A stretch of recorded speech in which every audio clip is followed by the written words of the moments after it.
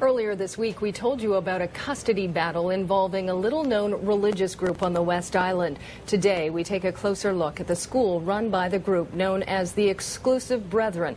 It's a small, privately funded school in Bay d'Urfé, but critics of the religion have raised some questions about the school. Catherine Cullen has been looking into this one for us. Catherine, what exactly did you find out? Well, Deborah, Lakeview School, as you say, came to our attention when we started looking at this divorce involving the Exclusive Brethren. Now, it's worth saying that there's not a lot known about this group, particularly here in North America, and there are some questions about just what this group believes when it comes to education.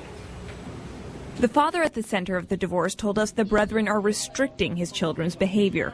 They're not allowed to have TV, no radio. They cannot have friends outside of the religious community.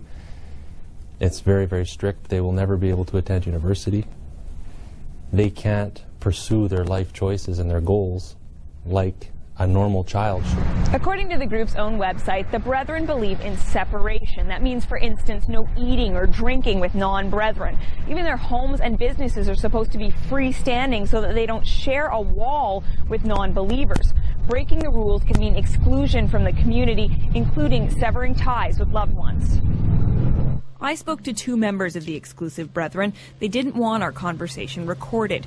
According to members of the community, Lakeview is a high school with 12 students and 5 non-Brethren teachers. They say they follow the Quebec curriculum. A report from Quebec's Ministry of Education says the school needs to make improvements to meet ministerial requirements, but says overall the school is progressing well. The school's permit was renewed. Renowned sociologist Brian R. Wilson investigated the Brethren before his death in 2004. He says their education system is probably generally much better than provided by the state system. But this professor, who grew up and then left a Brethren community, has concerns.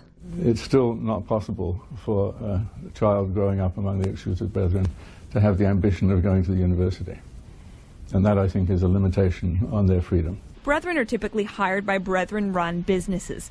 Cause says a child who wanted to pursue university would face difficulties. But if it rebelled and went, it would be cut off from its family and would lose the whole support of family and friends and the community and would be cast out into the world by itself. And this has happened repeatedly.